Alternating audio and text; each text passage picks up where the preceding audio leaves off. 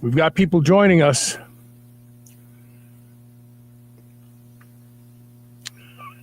This is the first Superhuman Radio since November of 2023. And I'm joined by Justin Timberlake. Justin Kirkland. No, I'm sorry. So give me 1 second. I'm getting everything lined up here. We're getting people are joining us. Thank you for joining us today. Justin Kirkland is joining us today. He's my first guest back on the show. The show is going to have some imperfections because I'm producing my own shows now, and my brain isn't really working well yet. This is all part of the sepsis syndrome. I did suffer a TBI from sepsis, and I don't sleep well anymore, so expect me to make lots of mistakes. Justin, how are you doing? I'm doing good, Carl. Thanks for having me. How's it feel to be in California? Not too bad. I think it's been a pretty good drought until, of course, I showed up, and then we had rainstorms, but can't complain. So I want to thank Necron Beast for being here today. Back on the air. We had a lot of people in my test saying that they were happy that the show was coming back. Finn Mackey, thank you for being here. And I promise you this is going to be a great show. This show is a result of me almost dying. My body was destroyed by the sepsis. My kidneys, a valve on my heart. They wanted to do open heart surgery on me, by the way. So at 67 years old, I've had to find a way to rebuild my body. And we're going to talk about a cornerstone peptide that I've been using, thanks to Justin. And just, is it okay if I say this? You were the guy that used to make the peptides for TaylorMade, right? Yeah, of course. Okay. So TaylorMade changed the direction of peptides in America. And this is the guy who ran their amino acid combiner and built the peptides, found out how to build them, and then they had a mass spectrometer there that they used to run them through to make sure that every batch was 100%. So we're talking to a guy who has cut his teeth the past decades on manufacturing and being in peptides. And so that's why we're going to talk to him about an overlooked peptide, in my humble opinion, is thymosin beta-4. So let me ask you this question first. What's the difference between thymosin beta-4 and TB500? Yeah, I think that's an awesome question because I've answered that before in other forums, and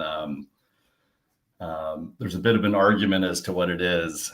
My understanding is that during my time residing in Kentucky, that thymosin beta-4 was available for the equine market for recovery for horses. I mean, they're really physical animals, and certainly racehorses are run really hard as they can possibly be, and then obviously deserve to have a healthy repair. And there was a product on the market called TB500 that my understanding was originally contained the full peptide thymosin beta-4 until it became a problem that it was found to be used in what was considered doping and banned for competition. And so the vial had a label TB500, and the contents of that vial changed over time based on the regulatory status. I think I've got a good analytical chemistry PDF, a peer-reviewed journal article where a Japanese group was testing the peptide content and identifying it. And so while TB500 has taken on, I guess, some names currently, it has changed from over time being the thymosin beta-4 43 amino acid peptide and down to different fragments of the thymosin beta-4 peptide. And so it's kind of used interchangeably, which is kind of accurate. I mean, TB500 is a made up name, so to speak. And, it's the contents of the vial that determine what that peptide is. And so answer is it's changed over time. I mean, I think a lot of people these days consider TB500 to be the fragment. And so you'll see it labeled on vials or products. And I guess unless you have a mass spec, you're not going to know if that's the full peptide Right. or a part of it. But there is a difference. And when you look at the research done on thymosin beta 4, the full amino acid chain, there are some profound effects of thymosin beta 4 that we don't necessarily see from TB500. Yeah, for sure. And there's some really good published data on the different fragments and the different zones and the different activity associated with those fragments. The other thing that you have to consider are you'll see thymosin beta 4 oral products that are different fragments. Typically, it's the early section, which is a much smaller peptide. And that's an area of research I've kind of jumped into pretty in depth that I hope we get to talk about today. I've seen oral products with multiple fragments. And yeah, I mean, I think it's something that's really worth talking about. Are all oral peptide products deliverable?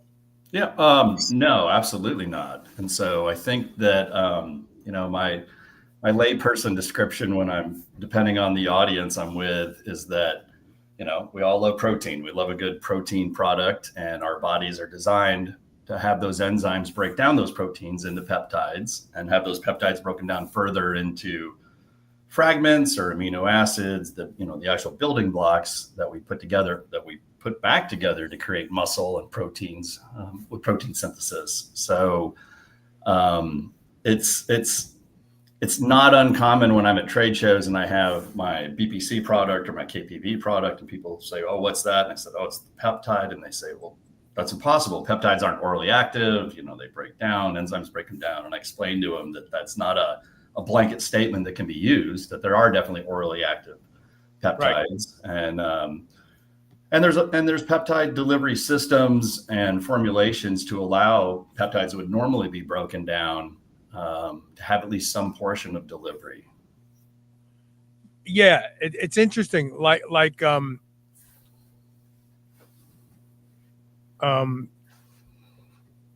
Oh God, I can't. This is my brain now. It's not like it used to be. Melanotan 2 seems to be somewhat orally active. Now I don't know if it's because it's small, and I mean, in my world, anything under 500 Dalton can be made to pass through the skin or the buccal of the mouth, oral, and even the throat as it goes down. I don't know how big thymosin beta 4 is. Is it kilodalton? Like typically, is it very large peptide? Yeah, it's actually pretty good size. I can pull that up while we're talking. But one of the drug formulation classes I attended discussed actually indirectly Melanotan 2. And what they explained, and I wasn't familiar with before the class, was that Melanotan and then bremelanotide, they're both cyclic peptides. So they're actually making the sequence goes back on itself. So it's an actual circle.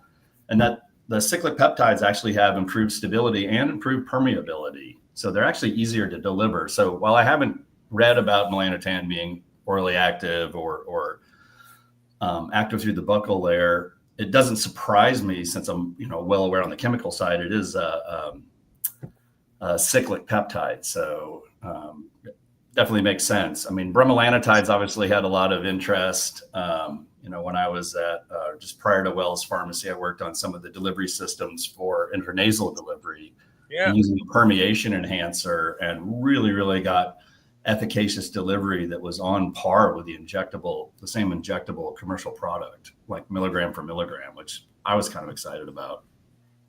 I didn't like that peptide. Right. What was it called? PT-141? Yeah. The two things I didn't like about it: the nausea was greater than that of Melanotan, and it gave me these strange aches. Like I would get these sharp shooting pains in my face, in my shoulders, from PT-141. I didn't work well with it at all. Yeah. So there's I've got far more stories than we probably want to cover today, but attending A4M and whatnot.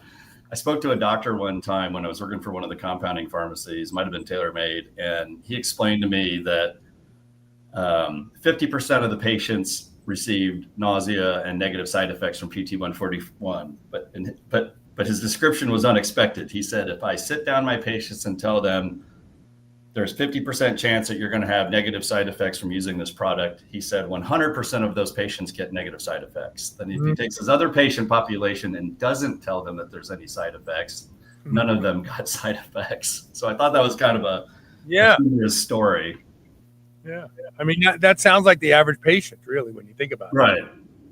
So, but we were the literature suggests that the nausea reduces over continued use, but I think because it's a sexual wellness or sexual enhancing peptide, there's a lot of anticipation associated with its use, and then when nausea is the result, there's such a letdown that most of the patients that I speak to have the same story as you, where they're like, hey, I got some nausea, I hated it, I'm never using that stuff again, and that's where they end up. Well, my first encounter with Melanotan 2 was a 1 milligram injection. I was going through a divorce at the time, and I was supposed to watch my daughter Sydney that night. And needless to say, I had to call my ex-wife and say, I can't pick up Sydney tonight because I had the best erection I've ever had in my life. So I called my girlfriend to come over and help me with it. That was my first experience with Melanotan 2. And right. I turn purple from Melanotan 2. Like my lips get purple because I have very dark skin to begin with, but I've always enjoyed it. I've always thought it was, and there's a blog post on superhumanradio.net that shows that Melanotan 2 can reduce the buildup of arteriosclerotic plaque in the arteries. It's an amazing study that I think intranasal Melanotan 2 at 30 to 50 micrograms a day should be standard for people who are prone to arteriosclerotic plaque. Interesting. Yeah, well, as you know, it's definitely an area I'm actively working on research-wise, and hadn't considered peptide. I know. So let's go back to my newfound love for thymosin beta-4. So sepsis destroys the whole body. It's like a flash bomb. Boom. My kidneys were messed up. My heart was messed up. Basically, sepsis destroys anything that the blood gets to. So that's the entire body. And I became infatuated with hopefulness, when I started to read some of the studies about real thymosin beta-4. One in particular that I think I sent to you was with preemies, premature rodents. They were given thymosin beta-4 and they caught up to their full-term litter mates, which was amazing. And I interpreted that as that thymosin beta-4 somehow has the ability to switch on neonatal genes that are at work when you're in your mother's womb, and it's building these organs. Is that far-fetched? No, I mean, I think that one of the reasons that the medical community and lay community are so enamored with peptides are the massive amount of downstream signaling that occurs. I mean, it's an area that I think is still so very little known about, in the sense that we know some of the immediate activities, some of the pharmacological results, but the human body is pretty complex and pretty amazing, and that just cascade of signaling, there's all kinds of downstream benefits, both epigenetic and genetic. There's a group I've spoke to in group meetings that are looking at going through massive health records and using AI to mine information that we may not be able to correlate. So if you have a large enough patient population and you have a record of all the peptides they're using and other drugs, and then you can look at different biomarkers and medical results, the goal with using some of this AI to statistically go through it is to determine, like, hey, maybe there are benefits of the peptides we're talking about today that we're not aware of, just because we're not looking in the right place. So I think that's a super exciting area. I mean, obviously AI is the buzzword right now for everything on the planet, but being able to look at different drug protocols and then the biological results, I think you're going to see a lot more of that kind of stuff. That getting access to the records are probably more difficult than actually processing the data. Is Brian Smith still doing his epigenetic testing? Yeah, as far as I know, occasionally when I'm looking at different conferences to attend and stuff, I'll see his sponsorship, True Diagnostic, and so yeah, as far as I know, he definitely is, and so he probably is a great source of those records. And he's probably using AI. Yeah, no, I'm absolutely. He would want to be. I'm guaranteed. As I don't have any firsthand knowledge, but I can't imagine he's not. Yeah. I need to mention that there's the sponsor for Superhuman Radio moving forward is Legendary Foods, eatlegendary.com.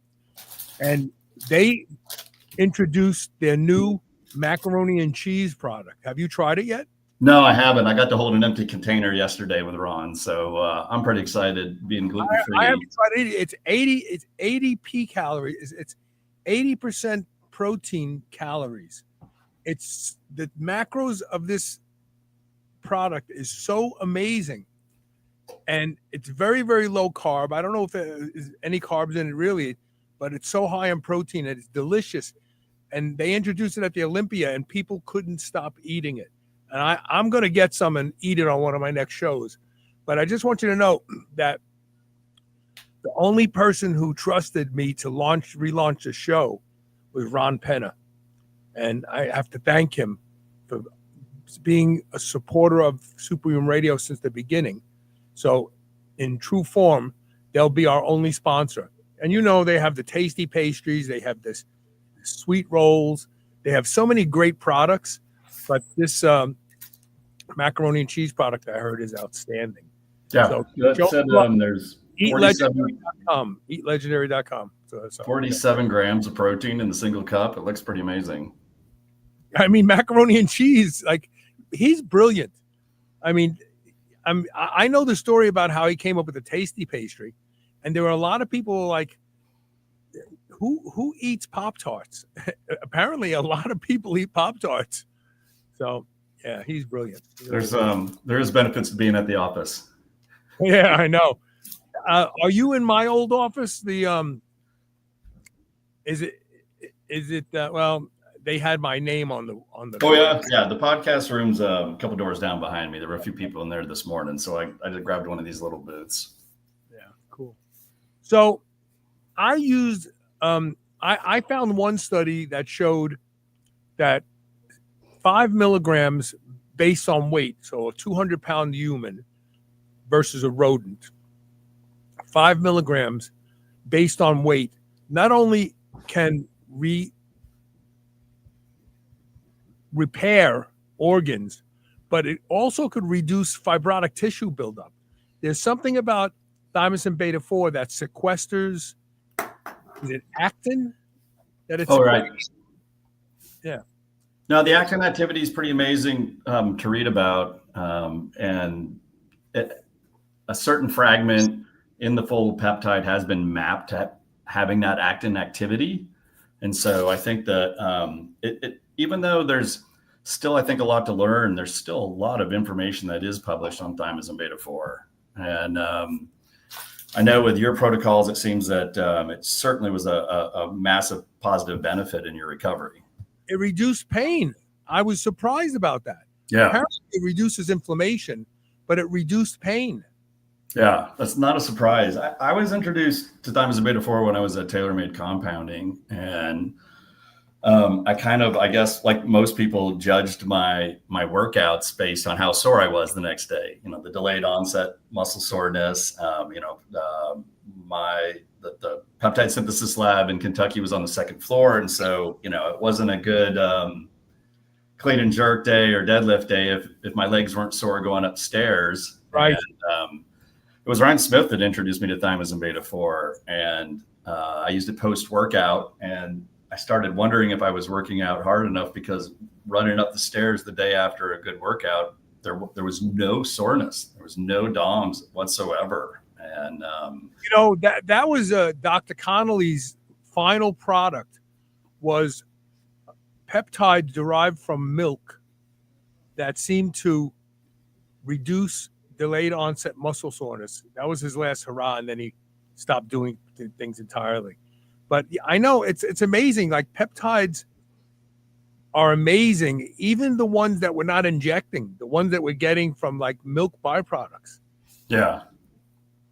No, and I think you're going to see a lot more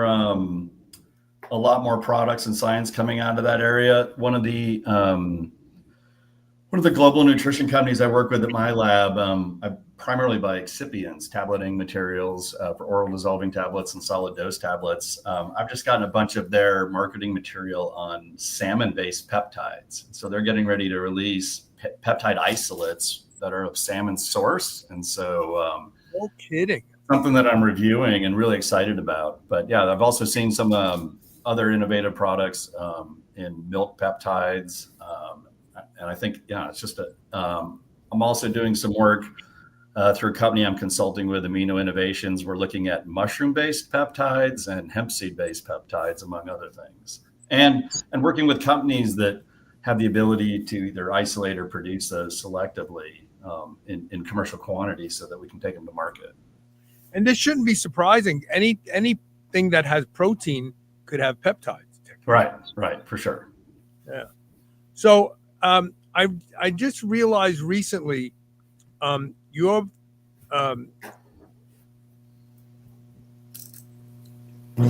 orally, so you sell an oral, or you manufacture an oral BPC, correct? Yep.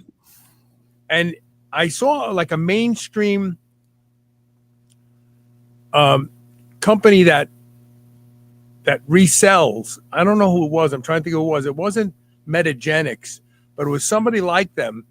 That they sell your BPC 157 oral supplement, don't they?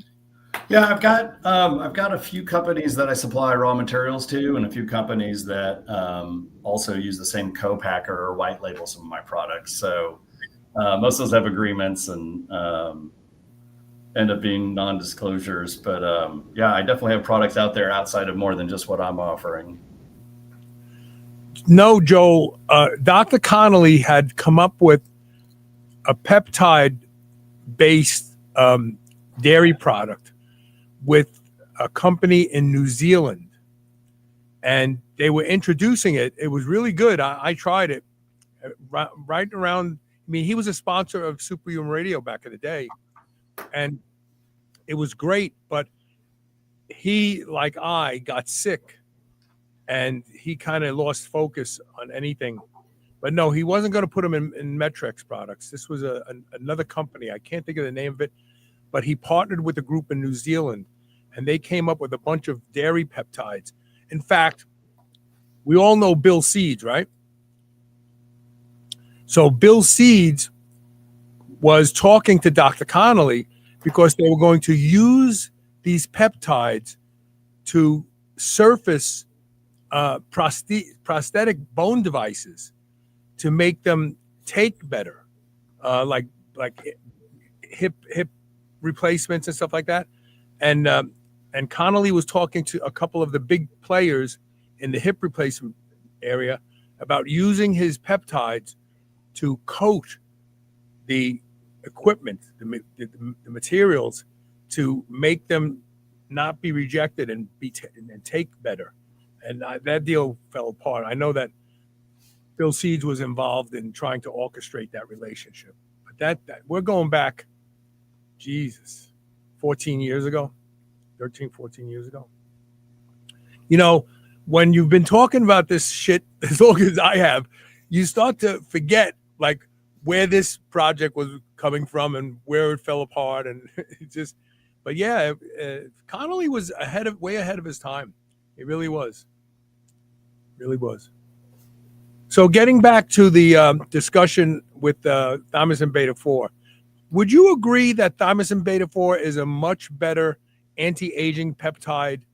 If you really think about the role of anti-aging, reducing the breakdown of organs and even repairing organs, wouldn't you think that thymosin beta 4 is a much overlooked peptide? No, yeah, I mean, definitely. Having both of us been in this community for so long, I guess our entire careers, anti-aging is, it's a pretty massive umbrella term. And I think in most recent years, there's been such a heavier emphasis on, health span over lifespan. I think for the longest time, it was always, we're going to live to 100, we're going to live to 150, we're going to live to 200. And now I think it's really exciting and I think more meaningful in many aspects that we talk about the health span. I think in Tim Ferriss's, it might've been his 4-Hour Body book. He talked about, talking to his mom saying, oh, I think, people are going to live to be 125. And she's like, oh my God, why would you want to do that? Because, even with my own family, my grandmothers, towards the end of their lives, they were not healthy and had a lot of care and weren't living to their potential. So their lifespans were great, but the health span, certainly wasn't the best towards the end. Look, I can honestly say I would never kill myself, but there were periods of my recovery from sepsis and then spine surgery where I actually thought to myself, death would have been a cool option. Like, I wouldn't have put Elisa through everything. I'm still struggling to walk. Mark Bell sent me one of these sleds with wheels. Any terrain. It's called a Tank M4, and I've been pushing that every morning back and forth. But it's like my body is just destroyed from the sepsis. It really is. It's like there's so many things wrong with me from that experience. And I continue to take thymosin beta 4 every night, fairly large dose, 5 milligrams. And thanks to you, and we're going to tell some of you who want to be able to buy these peptides, these real peptides. We're going to give you a way to buy them. Right? We're gonna have. We're gonna do our best. It's a challenge, but we'll figure out a way to make it happen. Yeah, and but I feel like I have already seen a completely different outcome with my body from using the thymosin beta 4 religiously. Now, I will admit that I'm trying to get Irina Conboy to do my show. She is with the Conboy Lab from UC San Francisco. She's the one who did the original research on oxytocin and how it makes old muscles young again. And I have added, and I know people are going to say, Carl, are you fucking crazy? I know Shannon Penna was like, Carl, I adore you, but you're going to hurt yourself. I love her. She's been a great cornerstone of support for me, getting me to do the right exercises to be able to walk right. But I've added, so I've been doing daily sub-Q injections of testosterone since 2010. And I know it's really popular right now, but I just added 10 milligrams of trenbolone acetate to it every morning because trenbolone raises oxytocin levels. That's how it works. That's how it builds muscle. When we look at the research on trenbolone, it increases oxytocin levels in bovine 50-fold, 50. And this is what makes it, and if you add an aromatizing androgen to it and you get a little estrogen, it's even greater. Those of you who made your own trend back in the day, which I did, we used to buy the FINA pellets, and they were trenbolone with estradiol benzoate. You had to separate the estradiol out and then just capture the trend. But I really think that trenbolone in microdoses, like 10 milligrams, and the acetate, so it clears faster instead of an anthate, which lasts a lot longer. I actually think that there's some value to the aging male to have that 10 milligrams of tren in their daily testosterone. And I'm already seeing changes in my body that I can only attribute to adding that 10 milligrams of tren to my daily injection. I do 40 milligrams of testosterone and anthate and 10 milligrams of trenbolone acetate every morning, sub-Q. What are your thoughts? And that's all, and that's obviously then all oil-based combination. I know. Yeah. We were hoping to have something in an aqueous. Yeah, well, I think I've got it figured out.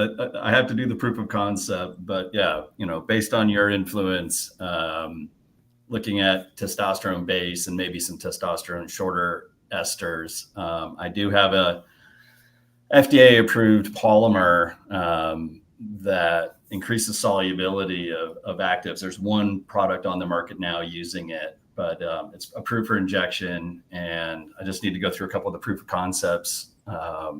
But yeah, I think that an injectable testosterone water-based subcutaneous daily use product is not super far out. There's definitely some compounding pharmacies I'm going to speak to about trying to take it to market on a much more rapid basis. And I think there's some other potential plans to discuss actually commercializing a product almost as like a generic.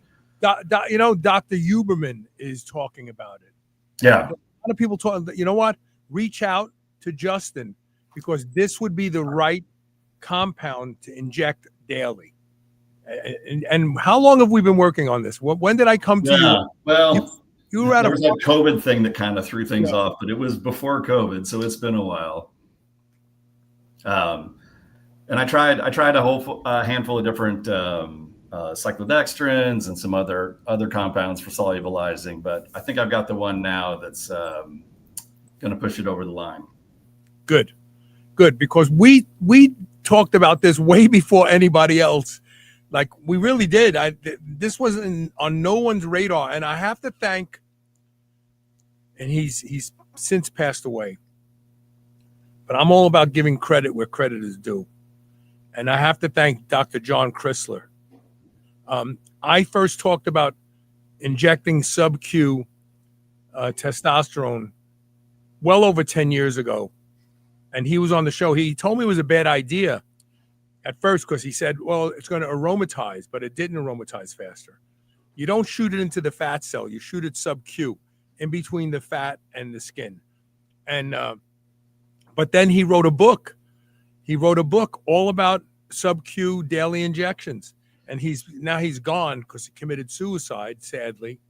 But he deserves all the credit for this emergence of the idea of sub-Q testosterone. I was doing it because it was insane, the number of intramuscular injections I was doing.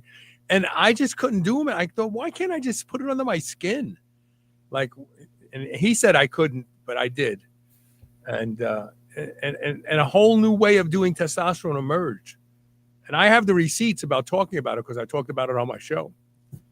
So, anyway, all good stuff. Thank you, Mart Dag. He said, it's so incredible to have me back. And I look better. I do look better. And that's Elisa Profumo. Elisa's life has been really shitty taking care of me. It's amazing. I mean, I have a hard time walking. She's always worried I'm going to fall. My friend Brian helped me yesterday clean my office because my office looked like a pigsty. And he said, come on, you're going to do your podcast. You can't be in. My back hurts from bending over and picking up trash in this office yesterday. But I am not giving up. I will regain my strength. And I will regain my vitality, and I will outlive. I was told, because I had sepsis twice in a short period of time, my life expectancy, there's a study out there, my life expectancy was 4 years from the date of my last infection. So I'm not buying that. I'm going to outlive the 4 years for sure. I don't think it applies to superhumans. No, right? And I go to the gym. I had a car accident the other day. It was my fault. So it's hard for me to get to the gym right now, but I have plenty of equipment at home to train with. And I train every day. I do something every day. Anyway, I think that you said there's some exciting stuff on the horizon about the thymosin beta 4, right? Yeah, there's quite a few things I've been working on because it's obviously an exciting and favorite molecule of both of ours. One thing I've been working on was taking a look at some of the products, the oral products that are on the market right now. There's some combination products with some different fragments of thymosin beta 4. I'm actually going to pull them up so that I actually one's a portion on the terminal end. You'll see it's got the terminal acetate, the ACSDKP. That's naturally occurring, and it's a breakdown product of thymosin beta 4. It has some decent activity, but the other part I was researching that I see on commercial products is another fragment, and that's the LKKT one. It's certainly longer than that. I don't think anybody's going to be as excited about amino acid sequences as I am, but that's the actin activating portion. It's like 17 through 34 or something. Let's take a look here. The reason I bring that up is that at least right now, it's still the DSHEA rules that govern what a dietary supplement's considered. And so it can be a vitamin, a mineral, a botanical extract, or a metabolite. Thymosin beta 4 is naturally occurring in our bodies. You can supplement with it. The problem is that it's not orally active, and dietary supplements have to be oral products. In my research, I thought I'd share with you, I found thymosin beta 4 can be found in human tears at 2.6 micrograms per milliliter, as well as saliva and plasma. But I wasn't aware of the tear one before, but thought that's kind of cool. So maybe Chuck Norris's tears really do cure a lot of things. So really, real thymosin beta 4, not TB500. Yes. Yeah, the actual full-size peptide. It's a remedy for dry eye. I'm sure. Well, like I said, it's naturally there. The eye drops. So one of the things I've been working on is taking a look at what are the natural metabolites of thymosin beta 4. Because if you can take a look at the fragments and what your body's metabolizing them into, you're more likely to find something that will have some oral activity. And so my goal there was to find which enzymes are metabolizing it, which are identified, and then what those fragments look like. And what I'm seeing, which I don't see, are some longer fragments that I'd like to make available on the market that should have oral activity, because there's only about one enzyme. But my gut feeling is that you're going to see some oral activity prior to that singular enzyme. That enzyme, it's in places. It's occurring in the lung, and it's actually occurring in the brain. And so my gut feeling is that if you're taking that peptide oral, which is not available today, is that you're going to see distribution to the heart, to the body, to the liver, to your muscles. You're going to see systemic distribution prior to some of it ending up in the brain and lungs, where it'll be metabolized into that antifibrolytic smaller portion that you're also going to get those antifibrolytic benefits from. And so I'm not sure, anyways, maybe it's a niche area that not too many people are studying, but I think that we're really close to being able to have an orally active part of thymosin beta 4 that's not been available previously. Why not intranasal? I mean, that's just from the regulatory standpoint with my company. I've got a dietary supplement company, NutriNeeds, that we've talked about my VPC on your shows in the past. I kind of play the straight and narrow with that company, so everything's a cosmetic or an oral dietary supplement. And intranasal delivery is supposed to be, for drug delivery. There's a few over-the-counter products, but for the research market, I think that's super strong possibility. The other thing that I'm super excited and I've been working on really extensively this year is I picked up a contract position as the chief science officer with a small company called Amino Innovations. Mm-hmm. by a couple guys and myself, a couple guys from out here in California, and their entire goal was they loved peptides, but they hated needles. And I know I'm not adverse to needles per se, and most people probably in your audience are not, but the general public, not big fans of needles. Not hard to believe, and not a surprise. But they started this company specifically to do improved peptide delivery, and they asked around about getting some help on the science side. And after a couple of referrals to me, they actually reached out through LinkedIn and found me. And I don't know, I'm not on LinkedIn much, so a week or two later, I got a couple of messages and followed up with them. And I certainly don't need any extra work, but they had raised some funds and had a plan to, so that we can actually prove some of the stuff we're talking about. I mean, I like science. You know, you get great guests. There's great journal articles. There's great stuff that you and I exchange offline all the time. But being able to create new science and new data, I mean, that's kind of what I live for. And so with this funding, we've engaged the University of Alberta, their pharmacy department, to actually start looking at bioavailability studies. So a lot of questions I get asked at trade shows or out and about is, I'd rather inject BPC versus take oral BPC or other delivery systems. And they always say, well, what's the difference in bioavailability? And my answer is probably nobody knows. Right. No doubt that BPC is going systemic when it's delivered orally. But we're actually going to work with the university to get these values, what they are. A lot of times you'll see that it's depending on what that percentage depth is. It can be as easy as increasing the oral dose to get the same amount of peptide circulating that you're getting through an injection. But the most exciting news I think I can share with you today and with your listeners is that a couple of weeks ago, I received microneedle patch samples. And then the first small round of the commercial product should be here in about 2 weeks. And so we finally have, it's kind of a misnomer, I guess. They're microneedles. They're not injectable needles. But we're going to release a Thymosin beta-4, a BPC, and the Thymosin alpha-1 product, because those are all naturally occurring peptides. And we're going to look at those as cosmetic products because they're going to be applied topically on the skin. They're about a square centimeter. Feels like Velcro. You press it on thin areas of your skin. I tried mine on my wrist. Kind of has a clear, adhesive, sort of circular Band-Aid.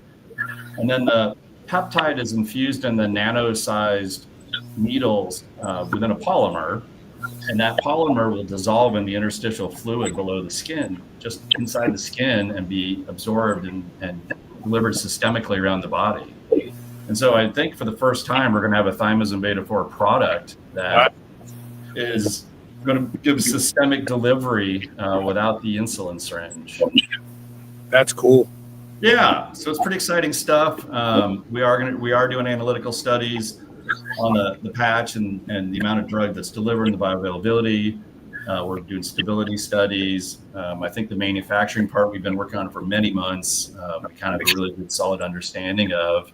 But I think this is really, really going to change how some of these peptides we're talking about are accepted and adopted by the general public. I want to bring this comment back up from Khalid Hamloui about Thymosin beta-4 post-ischemic event, whether it's a stroke, whether it's the kidney, or whether it's the heart. If it's taken within an hour of the event in a fairly large bolus dose, it seems to eliminate the buildup of necrotic tissue. That's an important thing to talk about, because before I had sepsis, I had a fucking stroke, and I had Thymosin beta-4, and I took a 5 milligram shot, and I was paralyzed on the left side of my body. And by the time I was in the ambulance and got the ride to the hospital, the paralysis was gone. And so they said to me, "Oh, you had a TIA. That wasn't a stroke." I said, "But I couldn't move my left side of my body." "Yeah, no, it was a TIA." Then they did an MRI with contrast, and they said, "Holy shit, you not only had an ischemic stroke, but you had a hemorrhagic stroke. And I was in the gym 3 days later, and I attribute it all to the thymosin beta 4. So Yeah, that's amazing. You're the only guy I know that's self-recovering from a stroke and almost hiding it from the doctor. I had to hide it because I was afraid the insurance company was going to say, "Oh, we're not paying for this. Guy's using fucking, suspicious drugs." And Yeah. all the nurses came to see me because they said they couldn't believe I was going home 2 days later. They said, "Usually you're learning how to chew and swallow, like you're not going Yeah. home." Well, I was in the gym the third day I was training. So just another aspect of being superhuman.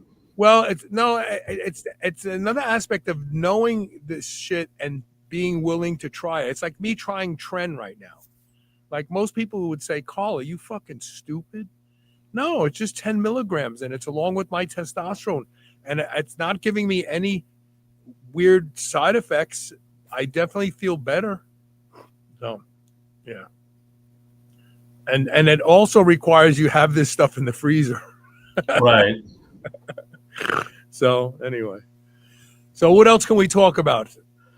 Yeah, well, look, I think the microneedle patch delivery is pretty exciting. I think these new fragments that I'm looking at that are going to have some oral bioavailability is exciting. I think having the both the financial and time support to be able to prove these studies. I'm not a fan of releasing a product that doesn't have scientific data to support it. I'm not a marketing person, I'm a scientist, and so I think that not crossing that line, at least personally, it's allowed me to have a really good following and, speak with you, speak at some different events, and gain the respect of some of the doctors that I, have in my circle. So there's no BS. I don't repeat stuff I've heard. I try to either understand stuff or develop experiments and make things happen to gather that data. So I'm looking at a bunch of buccal delivery systems. There's a really good patent I was reviewing that by Harvard. They've got a deep eutectic solvent with the acronym CAGE. It's choline and gerianic acid it becomes a deep eutectic solvent, and they were delivering insulin through the skin, and insulin's a really large molecule. Yeah. While you were talking, I looked up thymosin beta 4. It's just under 5,000 Daltons, so really big. Getting up there in size. That's very big. And so with the ability to measure and monitor these biological delivery systems across membranes, whether it's in vivo or in vitro, we're going to generate the real data. It's not going to be smoke and mirrors. It's going to be actual biological data proving we know how to deliver these compounds and bring them to market. So I'm really excited at the opportunity to work at Amino Innovations, and we'll definitely get their marketing social media team to connect with you so that your listeners can kind of follow what we're doing. But this is something that you don't normally see outside of either big pharma or academia, and to have a small company with the ability to really prove the stuff that you already know. Right. I couldn't think of anything better I want to be doing. And that's what they do at BioShift. Yeah. All Ron wants to know is this true? Okay, let's forget about it. That's it. That's all they do. They dispel myths. That's it. Yeah, and I have to thank you too. I mean, I'm sitting here at the BioShift headquarters, across the hallway from Legendary Foods, and this is an introduction that you made that's developed into a really exciting relationship that's allowed both my company and their company to grow and do really good research in a positive way, and that's certainly what happened. So definitely need to thank you. Thank you. Well, it goes without saying. I mean, I did them a favor by introducing them to you as well. Yeah, well, it's a huge favor to me as well. So this is from Amino Innovations. There we go. See, I told you I'm not the marketing guy. That's good. Yeah, well, look, I need sponsors. So think about it. I'm just coming back. A lot of people don't know who Superhuman Radio is.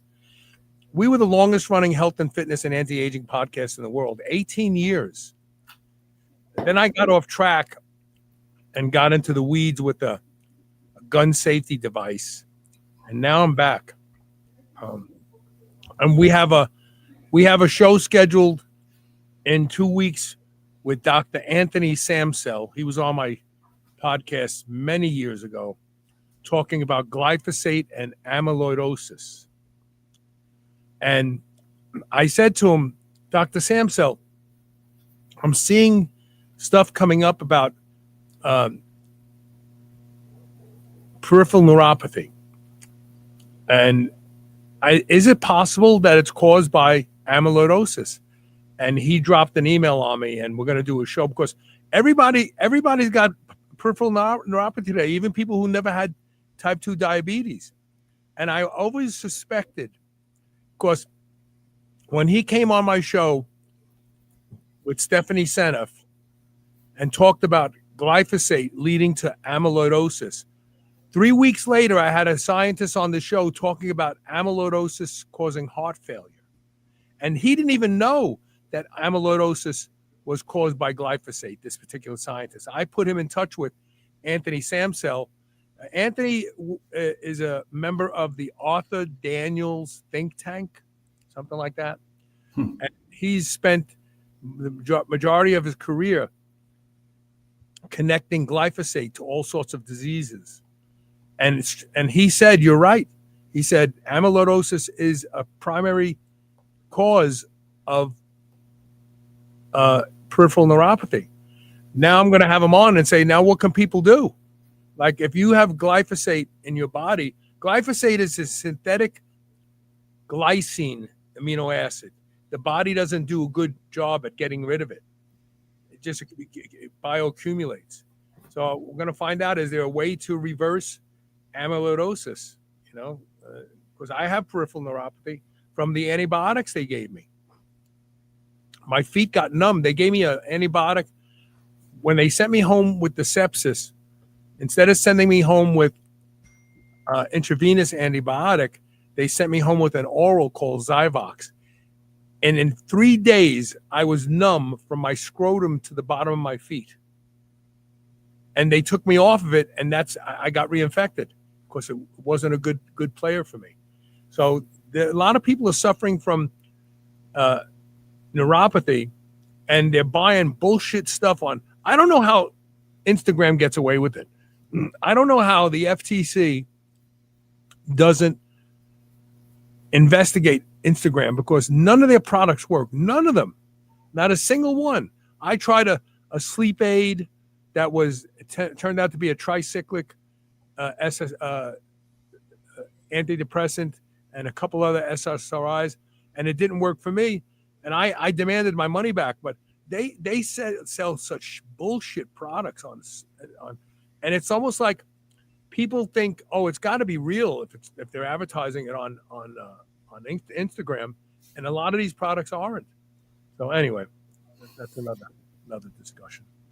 Anyway, this has been a great show, just the first. It's going to be many, many more.